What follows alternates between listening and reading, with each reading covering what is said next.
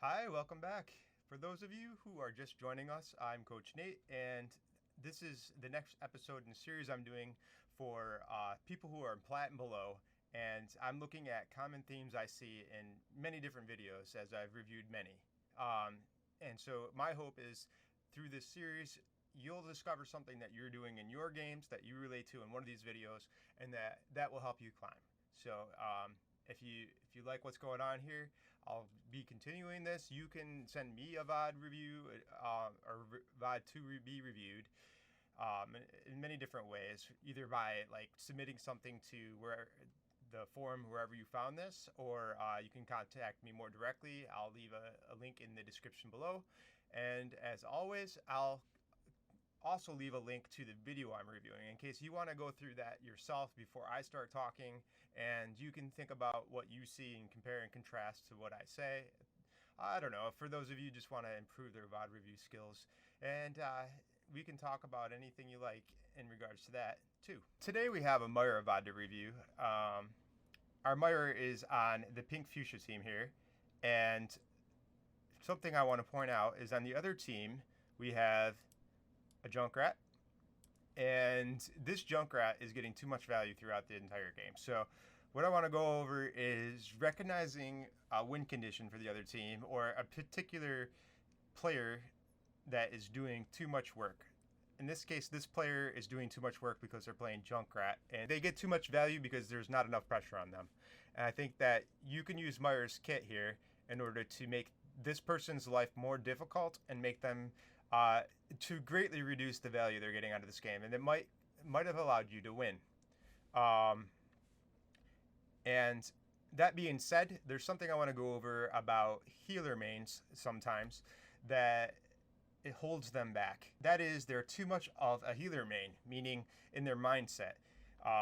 They're focused too much on healing, too much on helping everybody to do their job via supporting them. However, you as a healer main oftentimes can take a more active role than that by sharing in the work through doing damage. Now, you'll hear me talk about this sometimes, but there's going to be times that you are going to lose fights because you're healing instead of doing damage. And that's because an enemy character or the enemy team is doing more damage than you can actually heal up. And so your team will eventually lose slowly, basically. Or the longer the enemy team lives, the more likely they are to win these battles. So what you need to do is switch from the healing side of things, especially with Myra, to the damage side of things. So you're no longer supporting your team so that they can do their job, but you're now sharing in the work to do damage. So now there's more people than there were doing damage, and sometimes this damage can be enough to kill a particular player, or to start getting some picks on the other team in general, or to start putting enough pressure on them to push them back. Myra is the best example to talk about for healers that have the possibility to contribute to damage and to assist their team in winning fights. And I think of Myra as controlling pressure. So when you play Myra, there's a particular play style for Myra that really suits her well. And this is how I play her when I can, which is, if you use Myra's kit aggressively on the front line by doing as many damage orders as you can get away with, and right-clicking as often as possible, you're going to be putting a ton of pressure on the enemy front line. And that's going to help your front line maintain its presence and be more often pushing into the enemy versus them pushing back into you. So, like, you'll hear this concept in Overwatch: the team that is more aggressive oftentimes wins fights. Now, I guess that is if they don't get punished for it. But generally, if you are getting more damage in, you're going to win more often. And see, the thing about Myra is, if you're playing her this way, oftentimes you're going to have your healing resources fully charged, and the enemy team is going to be using their resources to counteract what you're doing. If they do have a chance to push in, Um, Now, this is contingent. What I'm about to say here is contingent upon your ability to understand what's happening in the battle. So you need to, number one, be looking at whether or not your resources are being used up, and it looks like your team is might start to lose in a second if the enemy pushes in, and you're just kind of reading the flow of battle at the front line. Um, in that case, you're going to be saving your healing orb so that when the enemy team does push in, because most likely in a second they will, you number one have your healing orb, you have your full healing meter to top your team off and just pocket the heck out of them when the enemy team comes in. And oftentimes you'll even have your ult coming up. So what I'm trying to say here is even when the enemy does get an opening to push into your team, you're playing Myra in such a way that you have a way to counteract that pressure. So uh, to recap, step one, put as much pressure on the enemy team so they have a hard time pushing in. And step two, be playing in such a way that when they push into your team, they do get the idea that they want to push in. You are counteracting that pressure, kind of absorbing it all, so that your team can um, take that momentum the enemy team is trying to press into you with, and then absorbing it and then pushing back onto them again in a second. And generally that'll win you a lot more fights. That's how I play Moira. But you can also, in this case, remember that you can be pressuring this Junkrat. And we're going to look at how you can go about doing that, amongst other things in the game. But that's our key focus here. Okay, so I'm going to hit play here and talk about what I'd be thinking about. Alright, so I just heard a grenade. I would start to realize that there's a Junkrat on the other team. And whenever I hear a Junkrat, I immediately realize that he's going to be a focus, because Junkrat does way too much for way too little effort. He will screw your team up. So what I try to do at this moment is use the audio and my visual cues about where these grenades and crap are coming from to figure out where that Junkrat is.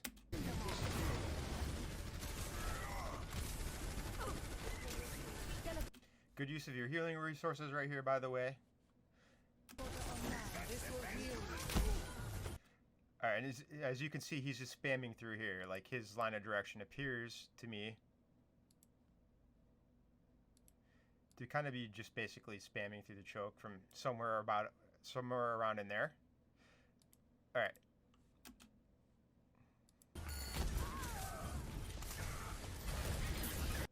So what I might be thinking about doing here is using my damage orb to pressure that Junkrat out. I might have. Here, we'll go back a little bit. So instead of using your healing orb here, I might have just continued to heal him with a left click and come over to the side here where the Junkrat is apparently spamming from and throw a damage orb at him. You don't need to necessarily kill him. You just need to put enough pressure on him where he feels like he has to move or change what he's doing. Otherwise, he's just going to continue to do this crap. You don't want him to be there anymore. Alright, so the enemy team is dead. That includes Junkrat. Look, there's 4 of them dead. Here you don't want to be using your... This is a one fight. You don't need your ultimate here. So what I want you to do for this is just pay attention to the kill feed as much as you can and start keeping track of the how many people are alive. This for some people is easier than others. This may be more of a long-term goal. For me, this has been a long-term goal for me, something I continuously improve upon, and it gets harder as you go up because there's more stuff happening. But here you wasted this. Objective A captured. Escort the payload. Alright, so now the Junkrat's back in position somewhere and he's spamming.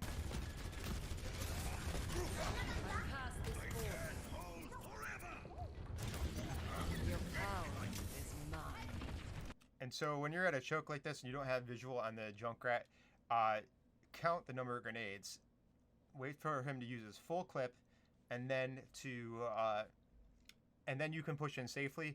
But also rely on that audio cue, because if the Junkrat stops spamming grenades, that means he's moving out of position and is thinking about doing something else. So, number one, look for opportunities to move in for free, because Junkrats oftentimes don't really control what they're doing. They just spam all their grenades, let it come out, reload their clip, do the same thing.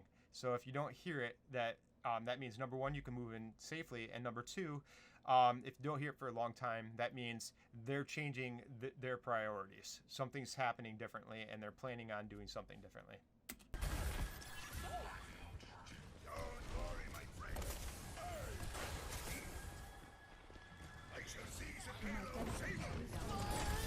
Alright, you don't want to use your fade like that, by the way, if you don't have to, especially when you don't know what's going to be happening in the next few seconds. So you used it to move forward quicker, but you don't need to move.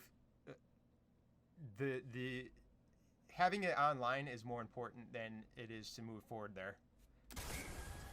Also, notice you don't hear the Junkrat spamming, so that means he's doing something else right now. You need to be thinking about where he's doing and why. And he's behind you up top in the window.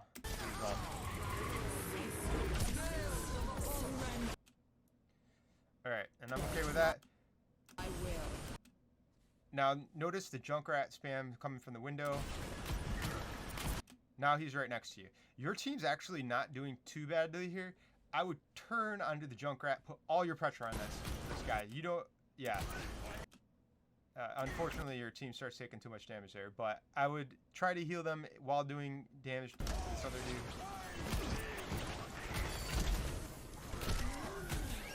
Restoring you. I will omit you. He's being hella aggressive. He's just right up there on the front line. I guess you have a shield for him, but you just got to recognize what he's doing. And just put as much pressure on that guy as possible while healing your team. Now, you're in his range. It's very easy for him to do damage to you right here, though. So you got to be thinking about where you're located in comparison to him and his angles that he's using. So you don't necessarily, like, just take a look at this. Restoring you. I will. So I guess you go over here to heal your Reinhardt, but you kind of put yourself in front of the enemy team to do so. And then you fade. If I walked over to where the Reinhardt was, I probably wouldn't use fade to fade forward. So now you don't have fade anymore, and you're right in front of the enemy team. In fact, in front of your Reinhardt, taking a crap load of damage. What I would have done there is I probably would have. I'm going back. I probably would have stayed as close to the left-hand side of this bookstore as possible, just so it would be harder to get an angle on me. If I did decide to move behind the Reinhardt, who went on the other side of the payload for some reason, I wouldn't have used my fade yet. I would have used my fade to go back to where, back to safety or some other place.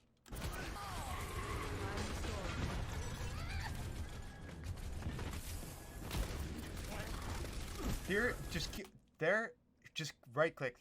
Your Reinhardt has his armor. He has a lot of his health. Just right click the heck out of that Junkrat. Don't switch to healing.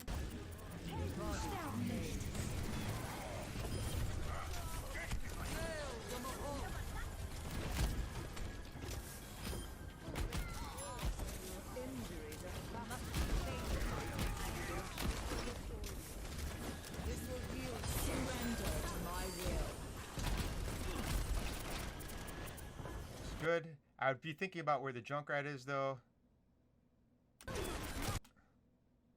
I don't know where he went.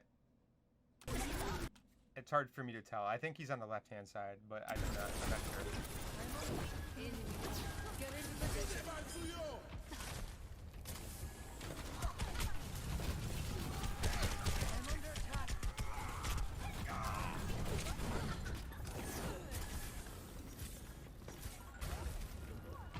Yeah, it's really hard to survive one of those windows that Bat puts up.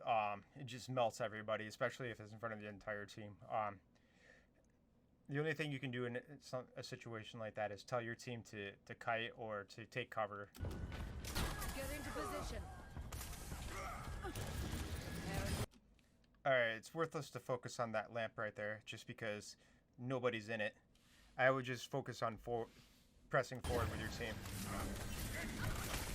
Not yet. 60 seconds. Surrender to my will. Not yet. 60 seconds.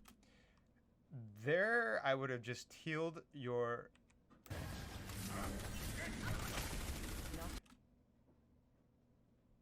I wouldn't have used your ultimate yet. I would have waited just a split second longer, because you almost had your healing orb up, or your damage, or one of your orbs up, so that you can make more out of this ultimate. So throw out either your healing or damage, whatever you choose, and then go in. Because I think this person would have survived if you just wait. Like, they had enough health to live just a little bit longer, I feel. And you could have got more out of this all, one way or the other. There, you could have been putting pressure on the Baptiste. So they put a wall up.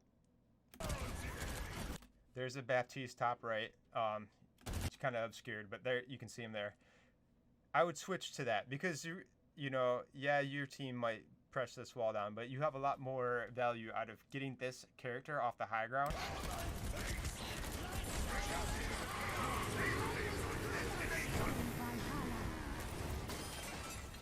Nice.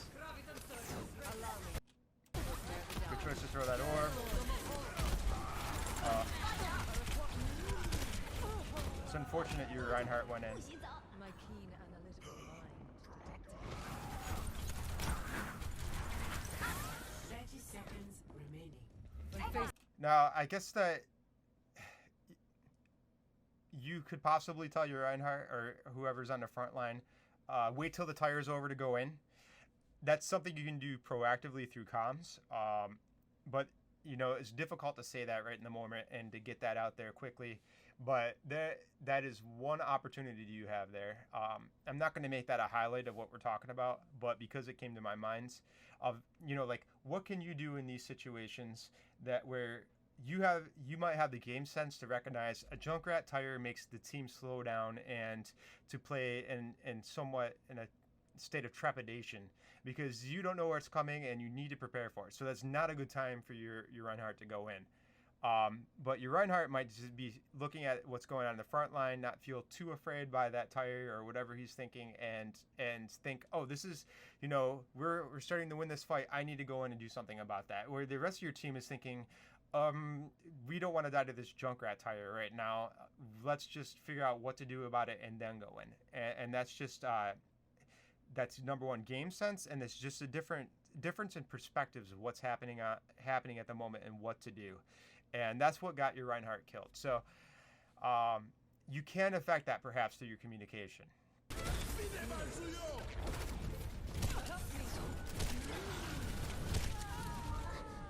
That's stinking Junkrat. All right, so I think this mostly illustrates what I'm saying here. That's pretty much what I wanted to show you. I'm not going to go into the second part of the video because I've illustrated the key points that I want to get into in this first half.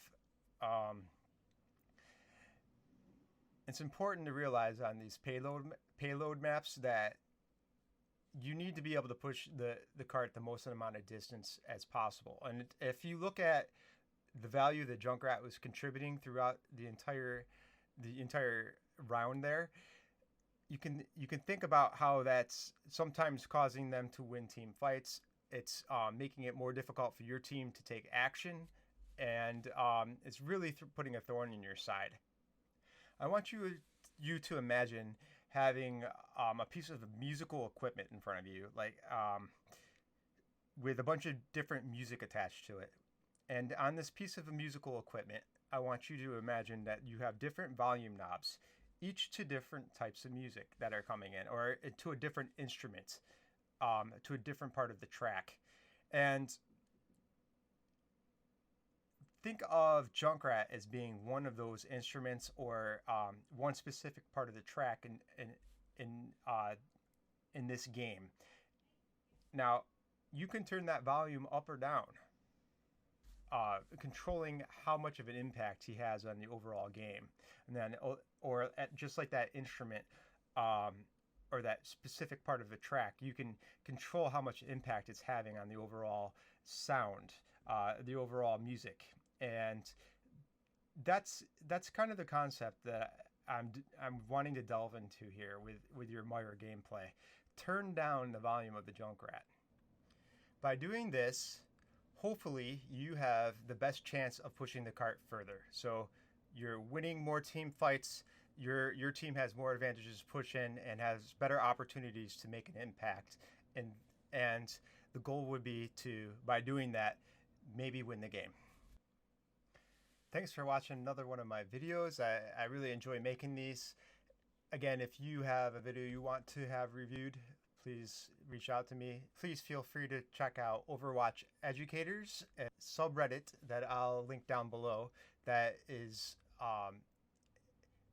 set up so that only Masters players and above can create new educational content. So there's a bunch of cool guides on there and links to other things that we found in the past. If you are an educator yourself that is at least master's rank in the game, you can go through the process of being verified, and we can talk about that further. And you can get your content out there too. The whole purpose here is for everybody to gain, basically.